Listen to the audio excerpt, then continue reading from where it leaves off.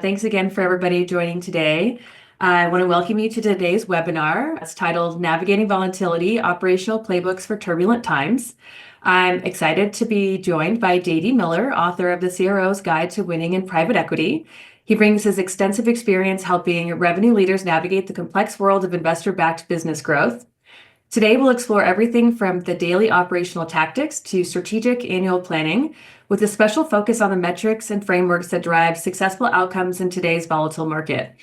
Whether you're currently working with investment partners or considering this path, this conversation will provide actionable insights to strengthen your revenue operations and reporting. JD, thank you for joining us. To kick things Thanks for off, could having you me. tell us a little bit about your book, The CRO's Guide to Winning in Private Equity? I love it. Absolutely. Thanks. It's good to see it there. So I have worked as a sales professional for the last 25 years, almost always at companies owned by private equity. And eventually I was CRO and CMO a couple of times. We've been through 5 exits where they sell your company somewhere else. And now I work for a private equity firm coaching and advising CROs on that journey. And I'm a support and mentor in that. And I found that I was getting asked the same questions over and over again, the same kinds of pieces of advice. So I ultimately put it together in a book, and that's what the CRO's Guide is. I love your book. I've read a lot of business books, and this one has so much actionable information in it. So I'll try not to be too much of a fan and talk about it all the time, but I love it. Anybody who's thinking about it, you need to buy this book. And I like that it really discusses a lot of things that you can do as a business owner, as a sales leader that are actionable and something that you can install right now. And I know that there's a lot of things happening in the market. There's a lot of scary things with the economy and just so much uncertainty. People are worried about how can I make my business grow? How can I keep it going? What are the biggest challenges right now affecting businesses that are operating in this moment? Yeah, I think you hit it right on the head when you talked about uncertainty. When it actually began about a year ago, I realized it was a curious environment. People would say, I'm really worried about the economy, and yet the stock market is hitting record highs. And so there's Yeah, always, are we in a recession or are we not in a recession? And then yeah. as we sit here in April of 25 in the US, we have this tariffs or not tariffs, and we see the stock markets fluctuating on that.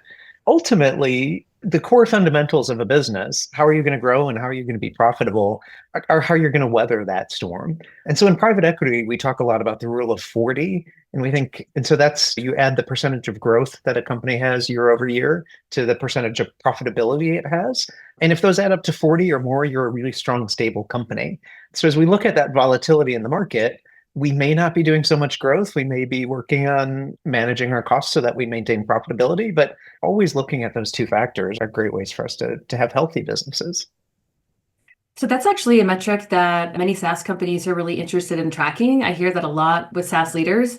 And I think it's interesting that you said that it could be a different mix. It doesn't necessarily mean that you're going to get high growth in a year where we've got a lot of uncertainty, and that you might try to do other things like reduce your operational costs, your direct costs in order to get to that metric.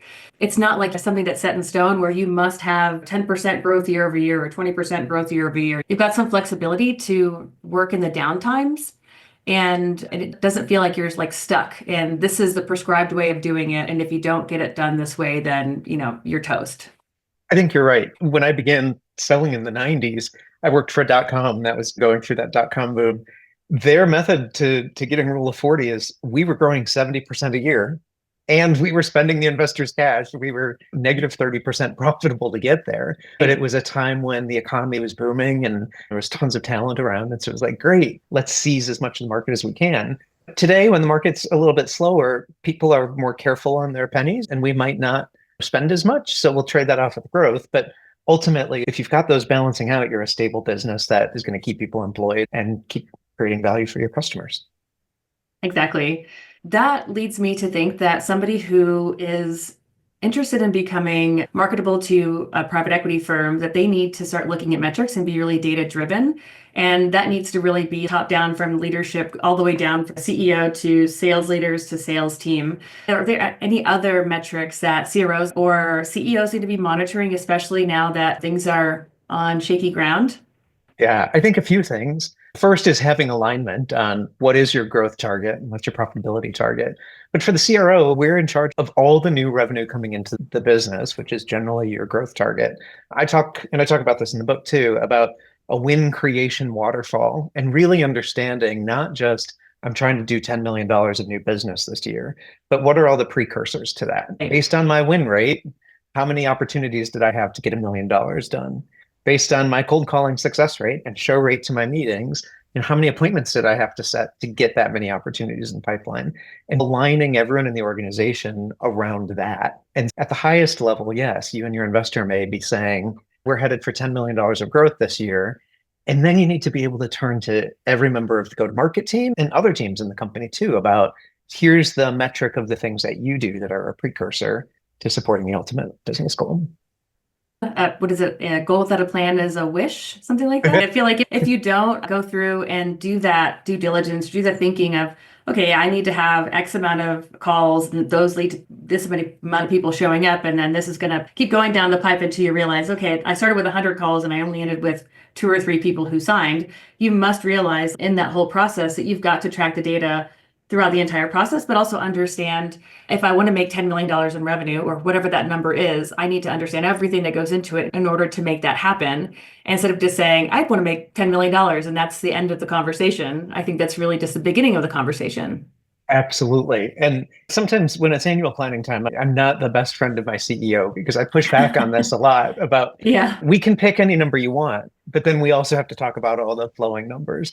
And I remember a particular CEO I was working with who said, we just need another $6 million and we need to just double down and find an extra gear and try harder. And I was like, okay, aside from all of those platitudes, what does that really mean? That means based on our conversion rates, whatever, that also means we're going to have to hire 10 more salespeople or whatever those things are. And it's difficult to have those conversations, but when you do upfront early, then you've set up a plan that you're going to wildly succeed. And then that goes back into something else that you mentioned in your book about hitting metrics and thinking about those plan of action. You're going to hire people, so you've got recruitment costs and you've got the time that it takes to onboard a new salesperson. You can't just turn a salesperson on and expect them to make exactly the amount of revenue that you want instantly. There's a bit of ramp up time. So you might be shooting for that rule of 40 metric, but then as you are ramping up your sales initiatives and maybe even bringing in new streams of revenue, the first bit of time, however long it takes to ramp people up, is going to be a down time. So you can't be discouraged and say, okay, we didn't hit our metrics, this isn't working, because you haven't even seen the plan all the way through. You've only done the first part of it. So I think it's also important to be realistic when you're starting those new sales initiatives to realize it's not just like flipping a switch. That's exactly right. And ideally, and of course, I'm a social scientist, so I love data on everything, but ideally, we have a year or more of history that we can look to. And if not, we should start collecting it. So next year will be easier for us. But look historically at how long does it take a new hire to go through your training program? How long till they get their first deal? How long till they get up to speed? And what's the regular production you can expect from them? And then also working with your HR business partner, what does turnover look like in the organization? Because I think a lot of times I've got 20 sellers. I know how much each one can sell. Let's just sign up for that number, as if no one's ever going to have a baby or just get upset and leave. And so the best predictor of future performance is past performance. And let's look at those trends and model all of that into our annual plans. So I'll just say that, yes, we do offer HR services for anybody who wants to address those issues. I won't do too deep of a pitch, but we can help with that. And thinking about going back to CEOs' lofty goals, I feel like we're all dreamers and we're like, just pull it out of a hat and this is going to work. And then somebody at our side has to bring us down to earth. And one other thing that you talk about in your book is TAM, which is total addressable market. And I think sometimes there might be a super lofty goal, but if you think about it, there might not even be enough customers to satisfy the goal that you're after. So it's really also understanding the market, which if you're a business who hasn't been around for a year, that's some of the things that you can do ahead of time is realize I'm going into this, even though I don't know what my win rates are and conversion, all that kind of stuff, I at least know what's available in the market, right? I'm not going to just go out and try to sell to nobody and just hear crickets. Yeah, absolutely. I'm working with a company right now who is starting to do global expansion. And one of the first things that we did with them is to look at in each of the rest of the countries, how much opportunity is available. And it was amazing because there are some countries that there's $150 million of opportunity. Some that if you want every account, there would only be $6 million of opportunity. And the names of the countries are surprising. The typical places you might want to go actually don't have a lot of market. And some of the smaller places you never heard of have huge market. And so you have to think through that before you say, oh, my first hire is going to be in France or the United Arab Emirates or Australia or wherever you think you're going to go. Look at the opportunity and all of that. I love that. I think it's just a lot of homework before the work actually begins. And I think that is something that people forget about. Unless they're working with somebody like a business partner or a CRO that's been around for long enough to know we need to do that first instead of just diving into everything else. And I know in your book, you talk about doing things like annual plans, quarterly, weekly, things like that, going through and building the entire framework.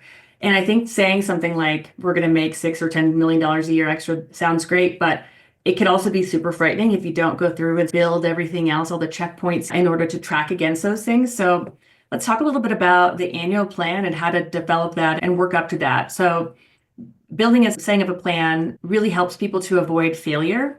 And I want to hear a little bit about the tracking that you put into place. And I know that you probably have a horror story, but is there ever a time where you've tried to put something in place, they didn't listen and it just did not work out, and you saw exactly what happens when you don't do a Yeah, all the plan? time, or my own hubris. I think the best annual plans for me, I really like to get them boiled down onto a single sheet of paper. And you can think of it as a big 12 by 10 or something grid, where the rows of this spreadsheet are what are the different sources of revenue? What is our new logo win going to be? What's our upsell into the install base going to be? What's our price increase to the install base going to be? Are we coming out with new products? How much of that new product are we going to sell? And then the columns are the months. And I like to really set whatever the annual goal is, $100 million. We think it's going to be 20 million of new and 6 million of price increases and all the way down the path. And then again, if we have any seasonality data, we don't just take that number and divide by 12 and assign it to every month, but we look and say, is summer a busy season for us or a time when nothing gets done, and set those things. And I'm sitting in my home office right now. I usually have that one-page plan right on the back wall behind my computer, actually, where I can look at it, and month by month we can assess what did we think was going to happen and then what's actually happening. And it informs a whole bunch of different things. And so, I was at a company that we planned $6 million of a new product to come out and be sold. And we had anticipated that product was going to be ready for sale in April and that we'd get the first deals done in July. And all of a sudden it's July, the product hasn't even come out. Our collective, we're behind our number and we're behind our number and behind our number. But instead of just going to the team and saying, we've got to work harder and we've got to look for something else, we're actually able to diagnose, not to point fingers at, oh, it's a slow product rollout, but to say, actually, the sales team is really healthy and all the other things are hitting all the right pieces. We're missing that piece of the plan on the new product because it's not even available. And, you still are going to have to figure out what are you going to do about that missing revenue, but it helps you focus in on, oh, our customers aren't taking the price increases like they used to. Our customers are churning more than we're used to. Maybe we need to go work on some of those things and keep you on track. Yeah, so I see that as like you're steering a ship. So you've got a ship that has a course that you're set out to follow. But if you don't follow your plan, you can get way off course and not even realize it. So by having those frequent check-ins and understanding, okay, I'm going to look back and see how far off course am I and why, and let's make some small corrections, or let's change course a little bit and scrap some plans, is important. But if you start at the beginning of the year with a plan and on December 31st, go back and look to see, did you meet the goal? Then you're going to be so far off course that you're not even going to be near where you intended to be. And I think this is really important to be able to have your plan and also realize that things change. Yeah, your software might not be ready on time, or there might be tariffs, which influence the cost of your product, and your customers might not want to pay the extra cost, and you might have to look for another manufacturer, things like that. And there's so many things that can happen throughout a year. We just happen to be in a more wild one than usual.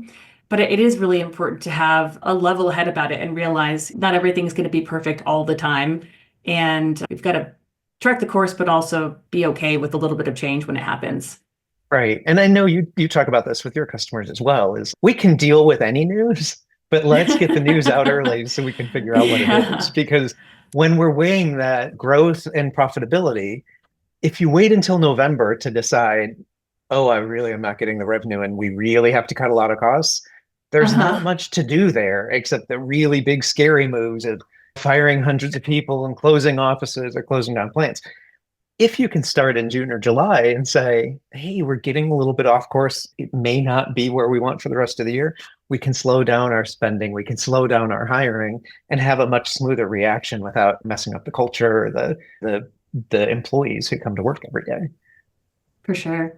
You also mentioned having a check-in for the overall health of the customer relationship. So I think you use like a green, yellow, red color signifier. Are they super happy with us? Are things shaky? And do we expect them to churn?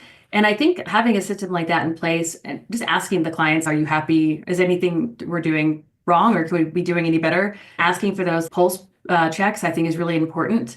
Have you done anything like that using different surveys or questionnaires just to get a sense of how people feel about the companies you work with? Yeah, there are a whole lot of ways you can do that. So, one, having an account manager assigned to our accounts and getting a schedule that quarterly or twice a year, you're getting a call from me just to see how are you using my product? Is it working for you? What do you like? What do you not? Is one way we can do that. The help desk is a great listening post for that as well. You've called in for whatever your issue is, and having every help desk call end with a very quick, on a scale of 1 to How am I 10, how doing? happy are you? Yeah. And then I work in technology and software. And so there's also a lot of cool stuff that we can do on our end to just see how are you using the product or is your usage declining? I was talking with a customer that said, hey, we noticed like on Fridays, all of a sudden our customer is downloading every customer record and every piece of data out of the system. It's maybe a clue they're thinking of getting Yeah. off the solution and going somewhere else and being able to proactively call in and say, what are you doing and how can I fix that? Or are Yeah. you doing this because it's a workaround that you're trying to do some big reporting that we can't support? And maybe that's something that I could fix for you. It's that kind of actual behavior is helpful to look at. Yeah, and I think as more and more tools enable things like AI or allow you to use AI with them, you'll be able to surface that information, those insights much more quickly. But I know that some of my clients that are in SaaS use different platforms that help them understand if they're using the product or not. So did they get onboarded? Did they finish the onboarding checklist, first of all? And are they in the software frequently? Do you expect them to be? If this is something that you expect them to use in their day-to-day, if you're not seeing people use the product, then there's something going on, whether they don't understand how to use it or they're not able to implement it on time. So maybe they need a little bit of implementation assistance. Those sort of conversations, if they happen early on in the relationship, it can really save the relationship and you can end up having somebody who's really excited to tell other people about your product. But if you don't think about those things or track those things and just expect the customer to come to you and say, I don't really get it, that might not happen. I think you have to do some of the investigative work in the background on your own. Yeah. And as a seller, I talk a lot about sales as being a noble profession. It's not something that I'm just doing to you and trying to trick you into getting rid of money. I'm actually trying to bring you solutions that are going to make your business better. And so as a seller, we really want to start all of our opportunities by saying, what's broken about your business? What will our product solve for that? And what will that real return on investment be?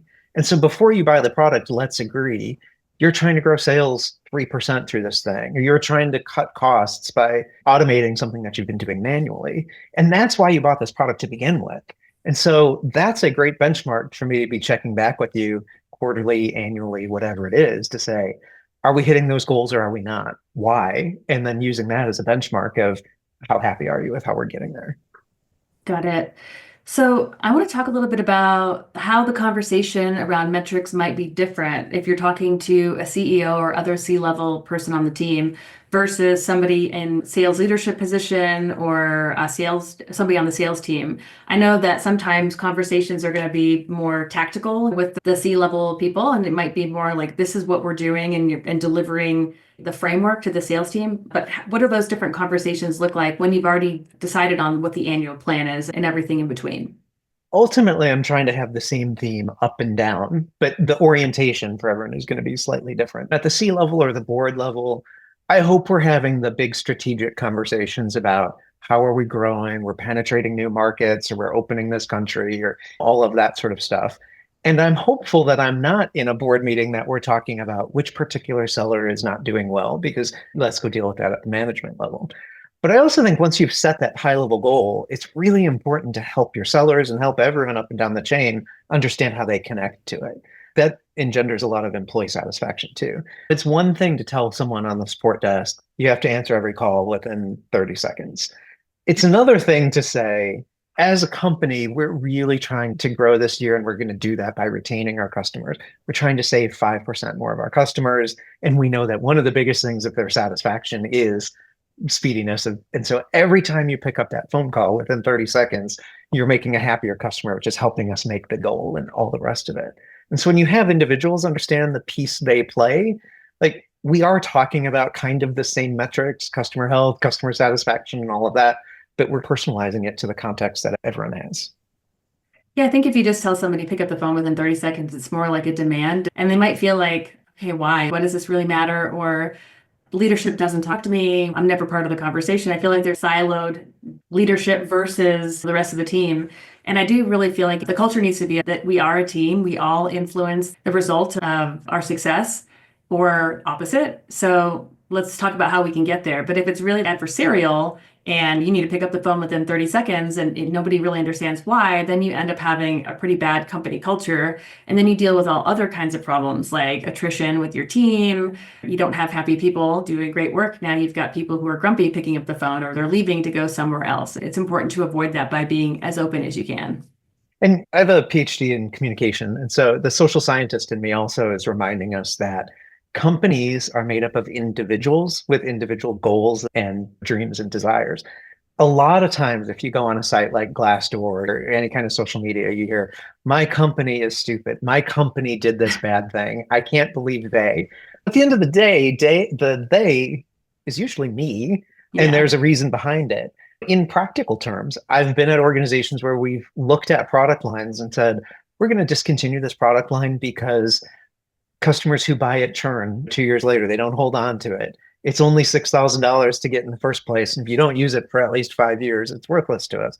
But if you don't explain that really clearly, sellers sit from their own context and say, I can't believe they got rid of that product. 50% of my number was that product. That was the easiest thing for me to sell. And they're just being mean to me and they're just making my job harder. And it's how do you align all the constituencies and get us all pointed at the same goals? I love that. Being able to Right. understand all the context is super important. In your book, you have so many different templates that people can download. They'll just take a screenshot of a QR code. It'll take them to Google Sheets, which is super helpful. And I think that's really nice because not everybody has a budget for a big fancy analytics tool. Using something as simple as Google Sheets or Excel, I think, can be a really great way to start tracking metrics. Is that usually what you are recommending to people who are either just getting started or maybe starting to invest more in evaluating their metrics? Yeah, early on, when you can get data anywhere that you can get it. And certainly when I'm working with smaller businesses that have never collected anything, some Excel and some Sheets are a great way to start. As you grow bigger, of course, as a sales leader, I want you to have a CRM tool. You also want your finance leaders want a good ERP system that you can track the dollars in. If you have nothing, Excel is a great place to start, and your needs will evolve and you'll continue to get more sophisticated in the tools that you need to bring to bear. I will shill for HubSpot because I absolutely love them. I use them for our marketing, for sales, for our service hubs. We actually use it for our ticketing and everything. And I have my own AI thing that I added on. I made it myself using Make, and it evaluates customer sentiment, whether or not they're happy or if they're upset with us. I'm looking for key terms or looking for sentiment saying, your cost is too high, or I don't feel like I'm getting the service that I want. Something that's going to tell me, hey, maybe we should have a conversation and not just leave it to one person being involved. Let's see what's actually going on behind the scenes. And there's lots of other tools that do that. But even just installing something in like Gmail would be great. But make it your own. Find the tool that works for you. If it's Excel, awesome. If it's Sheets, whatever. But I absolutely love HubSpot. They're my favorite. Yeah. And it's also get everyone aligned on what the source of truth is so that we can agree what are we going to look to make our decisions. I just wrote something the other day about this communication term about burgeoning and morphing, which is very exciting processes for your sales teams. But so burgeoning is basking in reflected glory. And all the communication researchers say when your local sports team wins, you walk around and say, we won. And when they didn't win the game, you walk around and you say, they lost. And that's cutting yourself off from reflected failure, the corping part of that. This win-loss data, it's very human for us as sellers to say, oh, every deal that I lost was because the price was too high and the product sucked. Every deal that we won is just because I'm really great. And how do we find a tool like yours, whether it's your HubSpot Maker thing or an independent third-party interviewer or somebody that we agree, this is where we're going to trust this data source to tell us why we won, why we lost, and then use that to adopt the way we go to market. regardless of the tool that people are using, it sounds like you are looking at customer data and trying to spot important trends to see, are things working in the way that we want? Are clients happy? Are we going to meet our targets? What other patterns should sales leaders or operational leaders look at in order to understand what's coming ahead? Yeah. So as a seller, someone taught me this little formula a long time ago called sales velocity. And it's this kind of math equation that says we look at all of the opportunities, the size, the number of opportunities that come into our pipeline, times the size of those opportunities, are they $10,000 or $100,000, times our win rate, and we divide it by the number of days it takes us to close. And when you do that math, it's basically calculating how many dollars am I bringing in on a daily basis or an hourly basis or whatever your frame of reference is. And I really like to use that metric as a pulse check on my business really frequently because it's easy to sit in a boardroom and see the trend that sales is going down. But then when you have to diagnose why, do I not have enough opportunities? Do I have the right number, but they're not as big as I used to think they were? Is that all right, but I'm not winning as much? Or am I winning the same amount, but my sales cycles are getting a little bit longer? It may be all four of those, but looking at each of those elements can then tell you, what do I need to do about it? Do I need sales training so I win more? Do I need to spend dollars in marketing so I get more opportunity? Or do I need to do something process-wise to just shorten my cycles? I love that. I just gotta say you're a huge nerd and I love it. So I love like all the sales nerdery. It's great. I think that's the difference between an individual contributor and a sales leader. And we do ourselves a disservice a lot of times because we take the number one seller and we promote them to sales manager. And actually, the skills of a sales manager and then a CRO are completely different. Because as an individual contributor seller, you're building relationships, you're doing whatever it takes to win the deal anytime because you've got to get that number. As a sales leader, I have to think about all the strategy and where are we making investments. And I'm almost never in front of a customer trying to sell the product. And which side of your head and your brain are you using often distinguishes, which is the right role for you.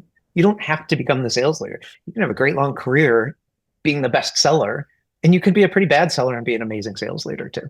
What is that? The Peter principle? People will rise to the, what is it? The level of their next incompetence. Their next incompetence, Right. yeah. So it's not saying that they're bad at being a sales leader. That's just not the role. That's not the role for them. They're great, could be a great salesperson, and that's it. And that doesn't mean that their journey has to end. Maybe you have other ways that you can work with them in that type of role, but it's the right person in the right seat on the bus, not putting people in the wrong seat. So it's understanding what do you actually need from a sales leader versus somebody who's going to be wheeling and dealing and talking with customers. And those could be very different skill sets. That doesn't mean that they're bad or wrong for having the skill set. It's just how they're built. And it may be that you're a great individual contributor and you're rising into that next role, which you don't Sure. have the skill for yet. But let's at least be really explicit about that so that we can train and coach and mentor to help you see it. Yeah. Because if we don't, as humans, we do the thing that got us rewarded in the past. What does a great seller often do as a frontline manager? Oh, now I've got 8 people on my team. I'm going to take all of their deals and I'm going to close them all myself because that's what used to get them rewarded. How do we explicitly say, now your job is to take what's in your head and teach other people to do it and monitor the metrics and enforce the process and have the playbooks. And it's a constantly learning journey. Yeah, so it definitely is possible for someone to go from a sales position to a leadership role. But you did talk about educating them, getting them the right information, or just setting them up for success rather than allowing them to go and take all those leads and close them themselves. So do you ever help people understand what sort of education people need or what sort of training they can put under their belt so that they're ready for the next step? Yeah, a lot of times it's financial literacy. Now, I Okay. grew up as a communication major. I did my whole undergraduate with no math at all. I had a communication and philosophy degree, and we talked about the philosophy of numbers and what color is 13, and it's blue and it's fuzzy. Boy, being a great public speaker made me a great seller, but suddenly having to shift on the management side, I had to get all of that financial. How do you read a P&L? How do you understand the balance sheet? Accounting stuff that organizations like you are great at helping with. That's often a key skill that I think is what bridges the gap to people getting into the C-suite, where yes, we care about the products we sell. Yes, we care about our clients, but actually you're in the C-suite not because of some deep expertise of that product. It's because you understand the machinations of the financial structure of the business and the bets you're placing, the impact that's going to have on creating more money at the end of the day. I love it. Yes, financial literacy can be helpful in so many things.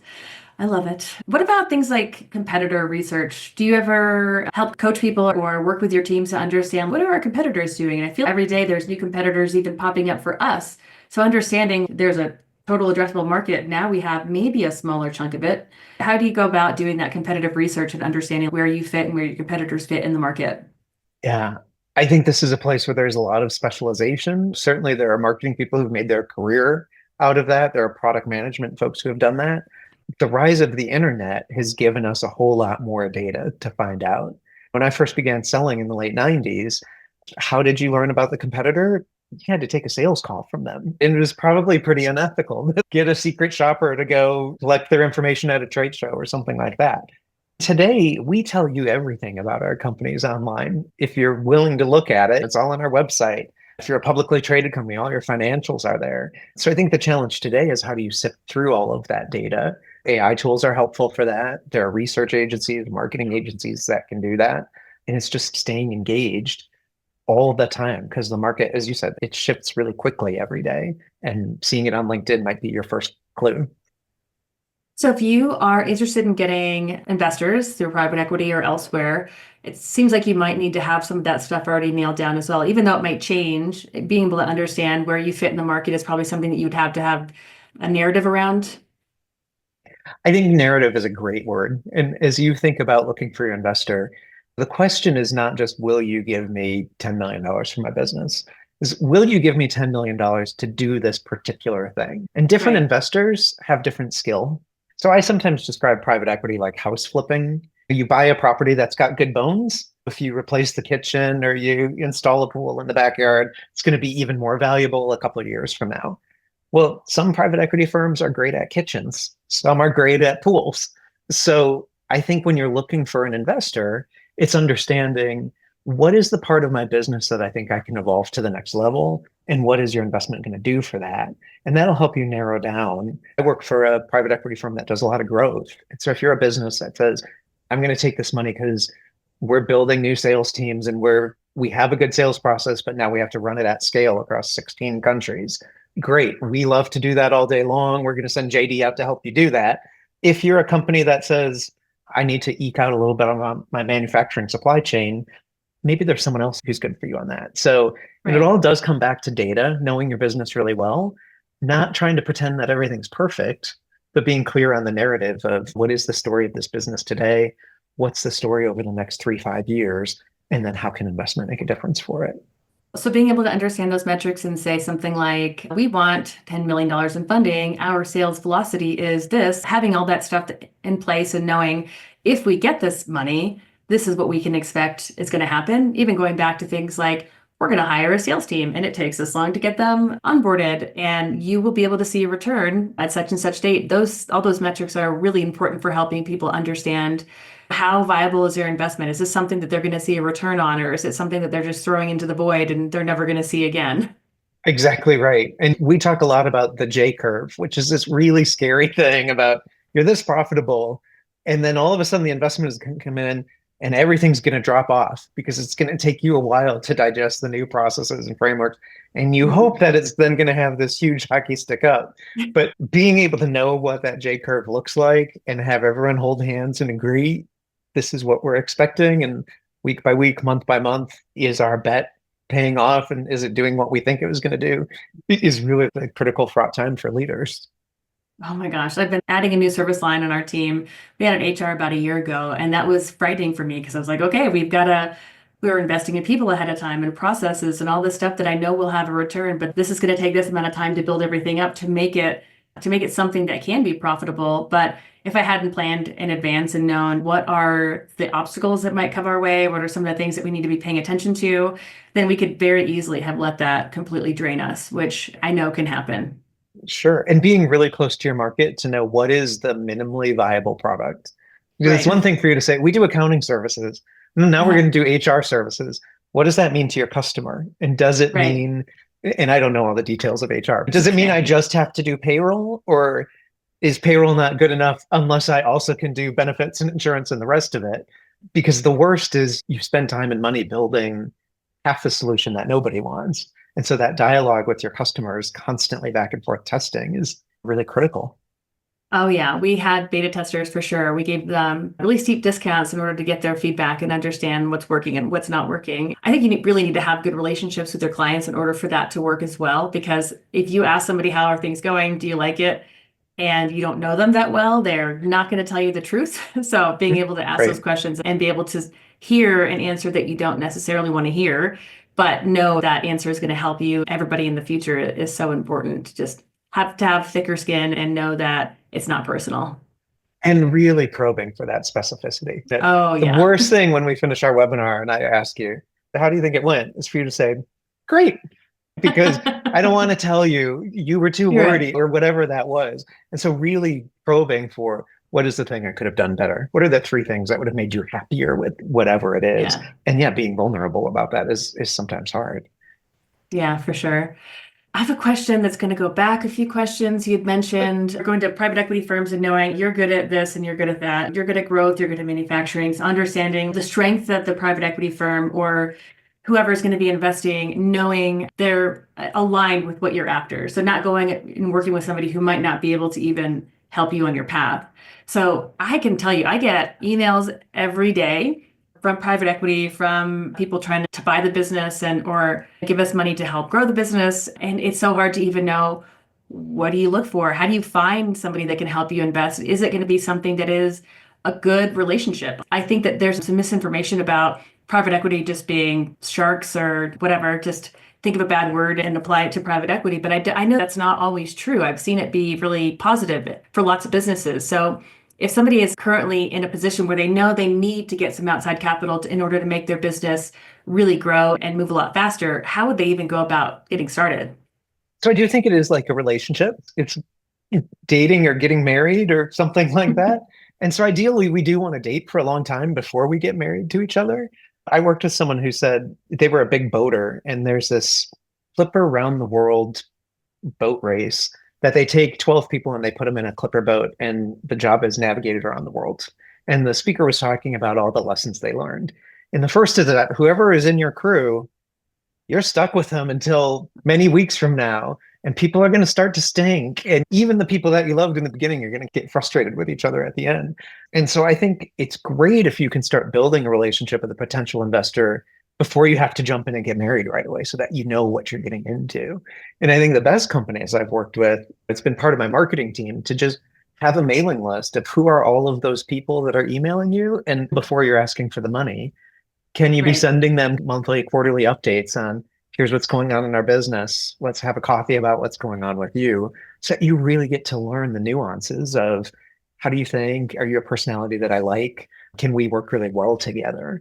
And then they'll also start to reveal our investment philosophy is.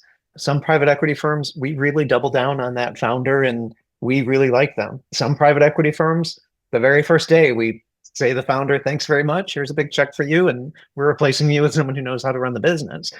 Yeah. Both can work, but you need to know what works for you and make sure your goals are aligned. Yeah, I was actually listening to another podcast about private equity and accounting. And I think there's a lot of people who are trying to exit their businesses right now that are maybe just further along and might not have built processes out or might not have updated technology. And they're at a place in their career where they realize if I do this, it's going to take a whole lot of effort and I'm not really going to get to see the result. I'm just going to be done with the company in 2 or 3 years. So having somebody that you can align with that knows we're going to start installing new practices, we're going to make things work a lot more smoothly. You don't have to think about it because we've already done it for you. And obviously, that's not your strong suit. I think that can be really beneficial. But realizing exactly where you are in business, what your goals are, what the PE firm is really good at, I think that's important. So I think you're right. Dating, yeah, I should be like dating before marriage. Spend as much time understanding, are they going to leave underwear on the ground? Is it going to be something I can't handle? Is it going to be somebody that's like a real partner for me? Right. Well, and kind of going back to what we talked about, the sellers becoming the frontline managers. As you're going through that progression, companies go through the same things. What a CEO needs to do for $1 million business versus a $20 million business is very different than the journey from 20 to 50 million and 50 to 100 and beyond.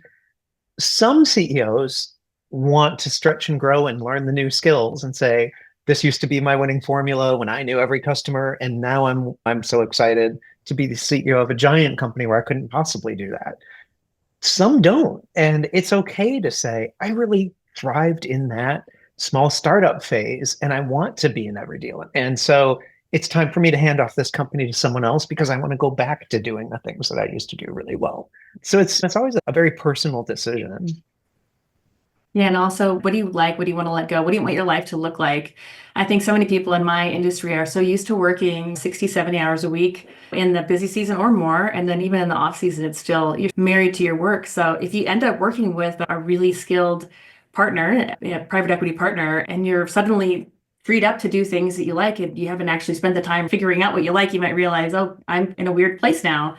I think it's important to maybe do some of that self-evaluation ahead of time and understand, what does a perfect life look like? And if it is working 60 hours a week, then maybe don't go for someone who's going to free up all of your time. That's right. That's right. If somebody does end up getting connected with a PE firm and they do get investment, do they have to provide any sort of reporting to the PE firm on a predictable basis? And is that different than what you would give to a leadership team or to a sales team? I think it might be more sophisticated. Certainly, the PE firm is the ultimate owner and fiduciary of the business. And you may not be a public company, but you still want a monthly financial close and a quarterly look and forecasting out. And you've got obligations to banks and loans and all of this that you have to be reporting all of that stuff. I think businesses that aren't owned by PE, the best run ones are doing that for their own investor, which is the CEO. May not always be that case. My father was a small business owner, and sometimes I think he probably just it was like balancing his checkbook and didn't look that far in advance. I do think PE for sure is they're generally finance folks, so they're generally going to have a cadence of reporting that they're looking for. Exactly. Yeah. And there's lots of tools on the market. We only use Xero as our accounting platform, and a lot of people use QuickBooks or QuickBooks Online. It's really super simple to get everything in there, but also understanding how everything relates to each other. I have some people who aren't quite doing things like checkbook accounting where they're doing the math in their head, but they're not quite able to match it when revenue comes in and how those expenses will align with them.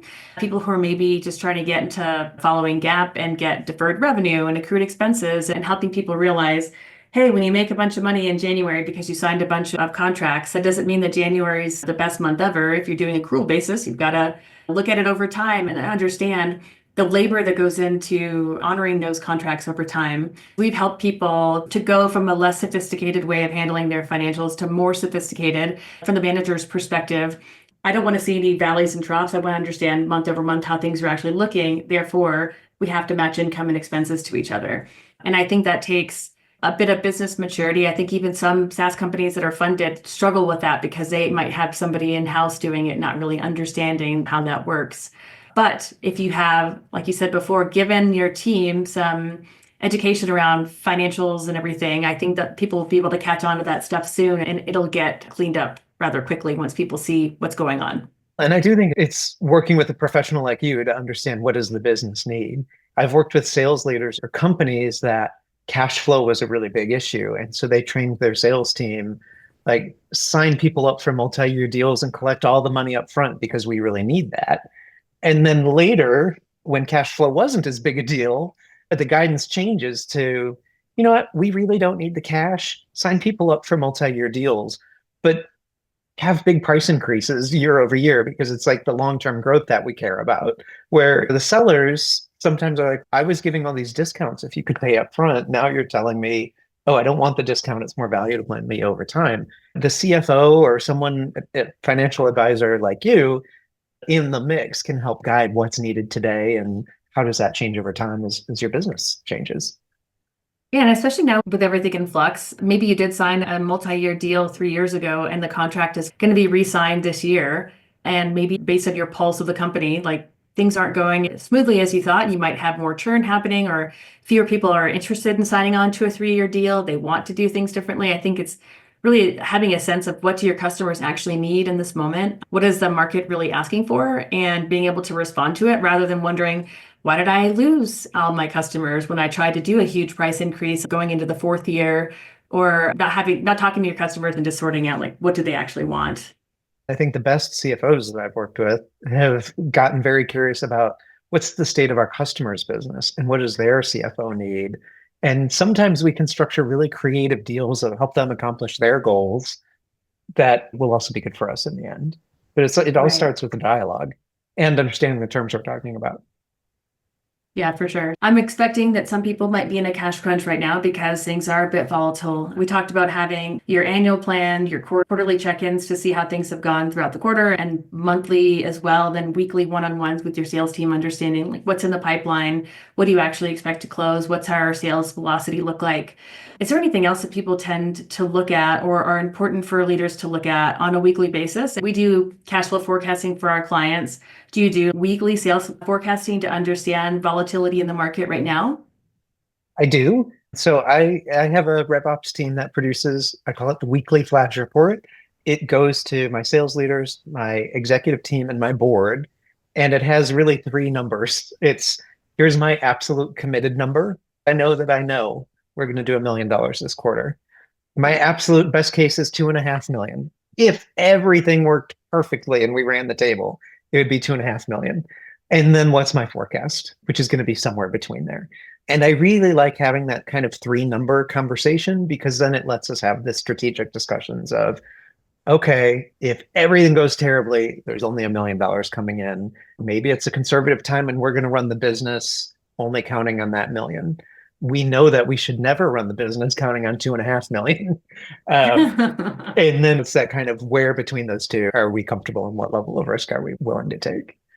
So then what happens if you hit 2.5 or 3 million? We celebrate and we're excited, but actually, I always describe forecasting as like Goldilocks and the Three Bears.